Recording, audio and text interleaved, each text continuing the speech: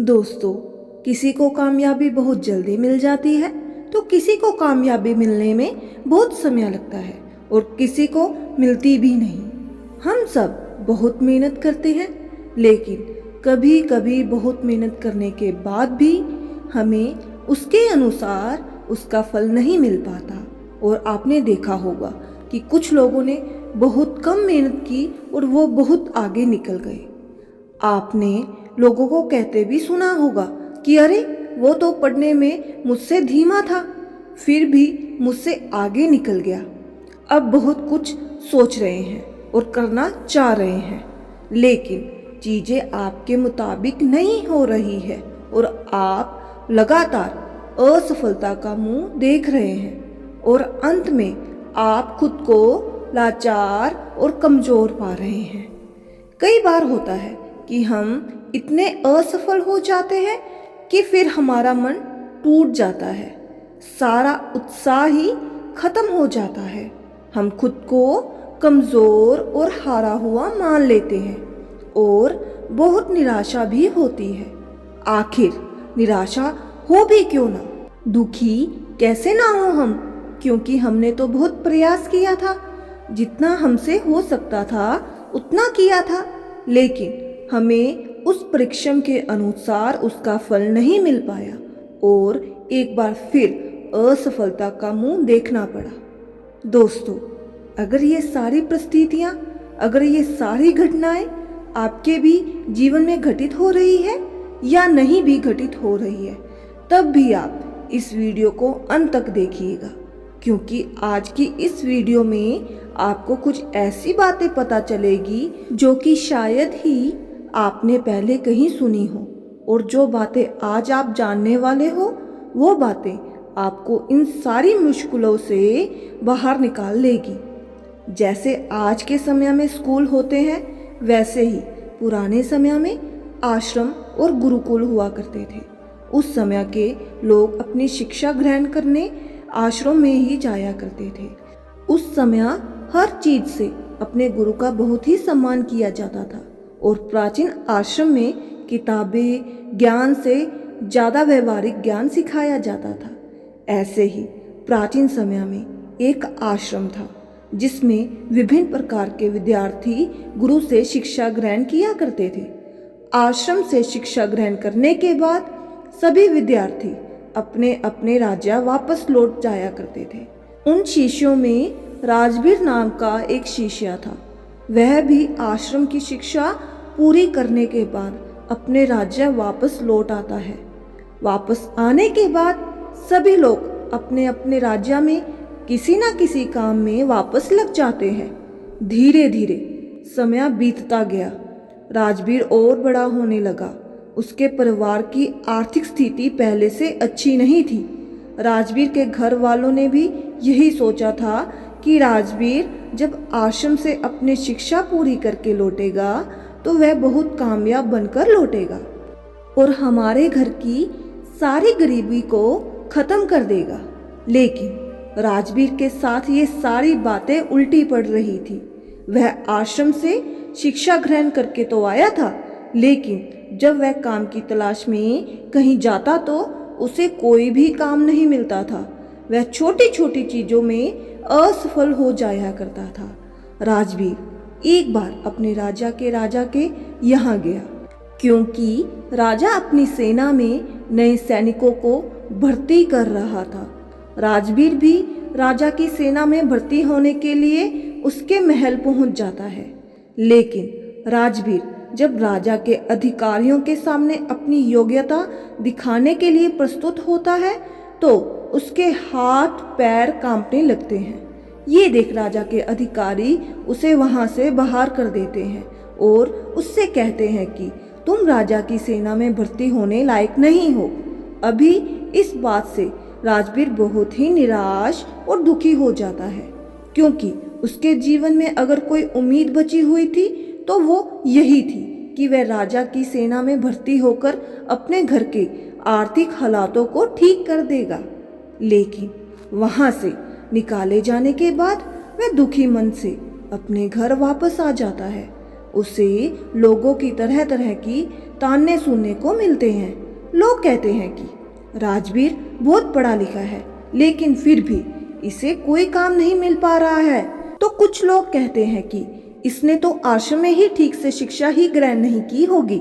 कुछ लोग तो यहाँ तक कहने लगते हैं कि ये मंदबुद्धि है, इसमें सोचने समझने की क्षमता ही कम है, इसलिए इसका दिमाग ठीक तरह से काम नहीं कर पा रहा है। मतलब लोग उसे तरह तरह के ताने मारते थे। इस वजह से राजवीर बहुत ज़्यादा परेशान हो गया था। एक दिन तो उसके मन में आत्महत्या करने का विचार भी आने लगा, लेकिन जैसे तैसे उसने समय को संभाला। उसने अपनी समस्या अपने एक पुराने मित्र से बताई। मित्र ने राजवीर को सलाह देते हुए कहा कि राजवीर, तुम एक बार फिर आश्रम में अपने गुरु से मिलने जाओ और उनसे अपनी सारी समस्या बताओ। वो जरूर तुम्हारी समस्या का कोई ना कोई समाधान निकालेंगे। राजवीर पहले तो हिचकिचाया कि आश्रम को छोड़े हुए बहुत समय हो गया, पता नहीं मुझे गुरुजी पहचान भी पाएंगे या नहीं। लेकिन फिर वह जैसे तैसे हिम्मत जुटाकर आश्रम चला जाता है। वहाँ पर उसे वह पुराने गुरु मिलते हैं जिन्होंने राजवीर को बचपन में पढ़ाया था। गुरु अब बूढ़े हो चले थे। राजवीर गुरु से मिलता है और उनके समक्ष बैठकर अपनी समस्याएं बताना शुरू करता है। गुरु पूरी शांति से राजवीर की बात सुनने लगते हैं। राजवीर कहता है कि हे गुरुवर, मैं जो भी करता हूँ उसमें असफल हो जाता हूँ।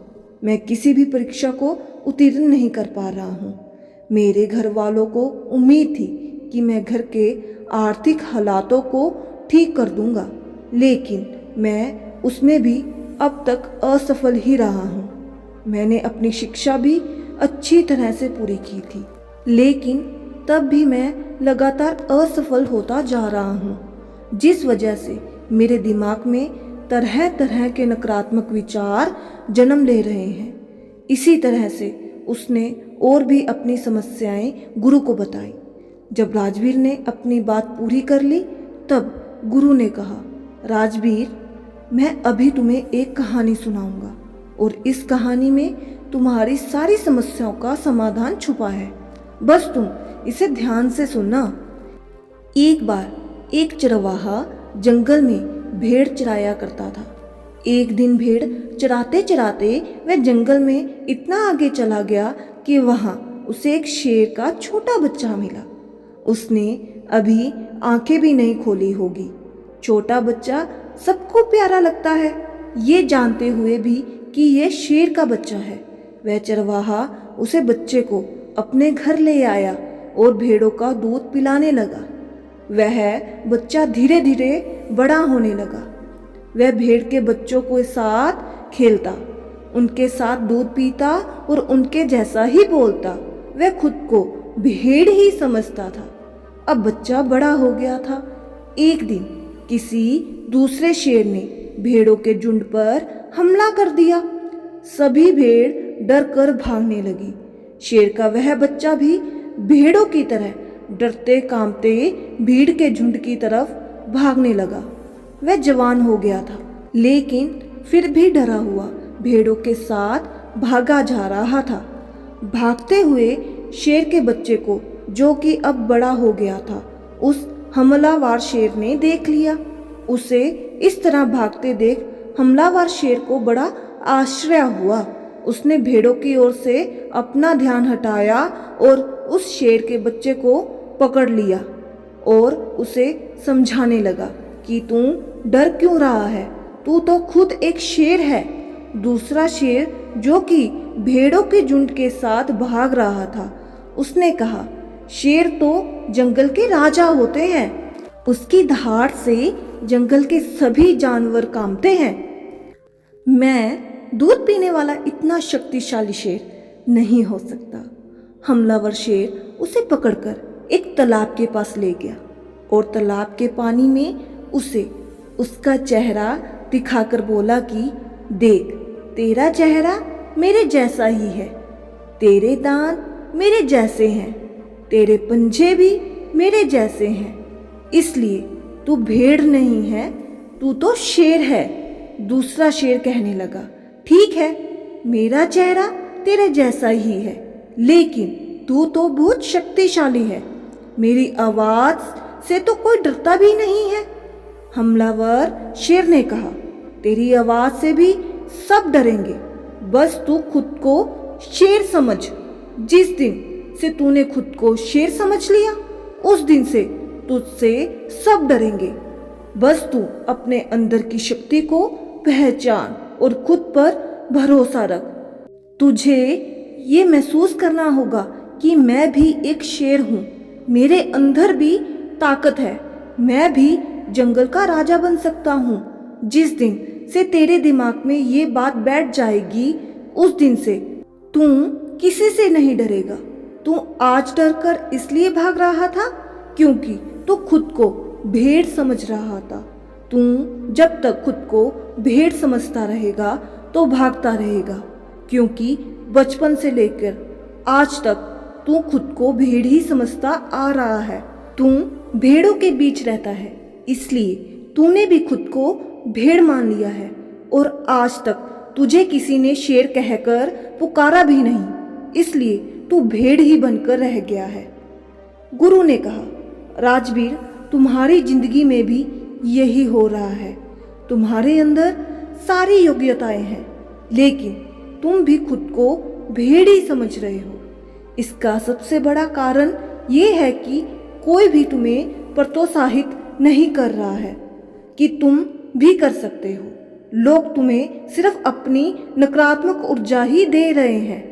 लोग तुमसे सिर्फ यही कह रहे हैं कि राजवीर ठीक से पढ़ा नहीं है, राजवीर योग्य नहीं है, इसलिए उसे कहीं पर भी कोई काम नहीं मिल पा रहा है। तुम्हारे चाहने वालों ने, आस पड़ोस वालों ने असफलता का डर तुम्हारे दिमाग में भर दिया है। बचपन से ये सभी लोग तुम्हें अयोग्य ही बोल रहे हैं और अयोग्य ही समझ रहे हैं, जिससे तुम्हारी मानसिक दशा भी अयोग्य सी हो गई है। तुम अपने नकारात्मक विश्वास में कैद हो गए हो। तुम खुद को असफल और हारा हुआ मानने लगे हो, क्योंकि लंबे समय तक जब किसी को अयोग्य और असफलता बोला जाएगा तो उसका दिमाग सच में अयोग्य और असफल हो जाएगा। वह खुद को कमजोर और लाचार समझने लगेगा, क्योंकि लोगों ने उसे कमजोर और लाचार ही बोला है। इस दुनिया में प्रोत्साहित करने वाले लोग बहुत कम हैं। राजवीर, ज्यादातर लोग बस तुम्हें नकारात्मक ऊर्जा ही देंगे। वो तो चाहते हैं कि तुम जिंदगी में सफल ना हो, तुम जिंदगी भर भेड़ ही बने रहो। वह तुम्हारे भेड़ बनने रहने पर ही खुश हैं, क्योंकि उन्हें भी डर है कि अगर तुम शेर बन गए तो तुम उन्हें खा जाओगे, क्योंकि शेर से सब डरते हैं। अर्थात उन्हें डर है कि तुम जिंदगी में उनसे आगे निकल जाओगे। अगर अपनी जिंदगी में कोई व्यक्ति बहुत सफल होता है तो सबसे पहले आस पड़ोस के लोग और रिश्तेदारों को ही दुख तकलीफ होती है।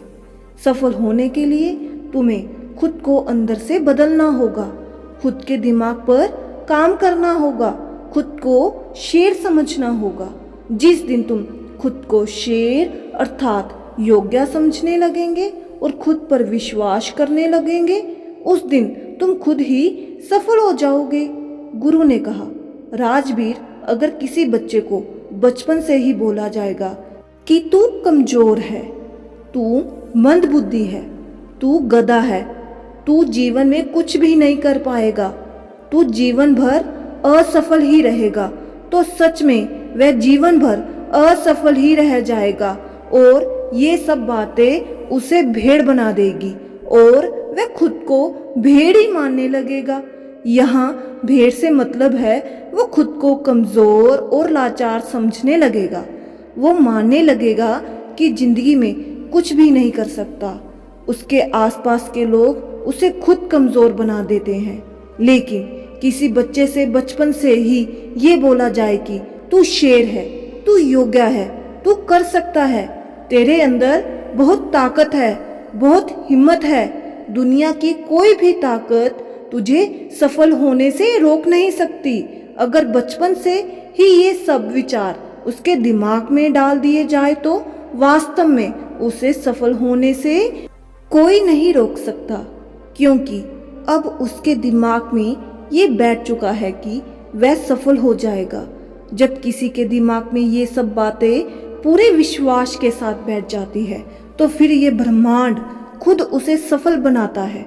बच्चा जब जानने समझने लायक होता है तो उसके आसपास क्या चल रहा है, लोग क्या बोल रहे हैं, और ये सब बातें बड़े ध्यान से सुनता है और समझता भी है। गुरु कहते हैं कि अगर उस छोटे बच्चे के अंदर अच्छी सोच, अच्छे विचार भर दिए जाएं और उसके बारे में अच्छा बोला जाए कि तेरे अंदर असीम संभावनाएं हैं, जो चाहे तुम वो कर सकते हो, और सभी सकारात्मक विचार उसके अंदर डाल दिए जाए तो उसके दिमाग की क्षमता बढ़ने लगेगी, उसका डर खत्म होने लगता है और उसके अंदर निर्णय लेने और संघर्ष करने की शक्ति बढ़ने लगती है। और ऐसे सकारात्मक सोच वाले बच्चे आगे चलकर अपनी जिंदगी से जरूर सफल होते हैं। कोई बच्चा कितना भी कमज़ोर हो, हमें उसे कभी भी गधा या कमज़ोर नहीं बोलना चाहिए। जब हम किसी बच्चे को कमज़ोर और लाचार बोलते हैं तो वो सच में सव्या को कमज़ोर और लाचार मानने लग जाता है।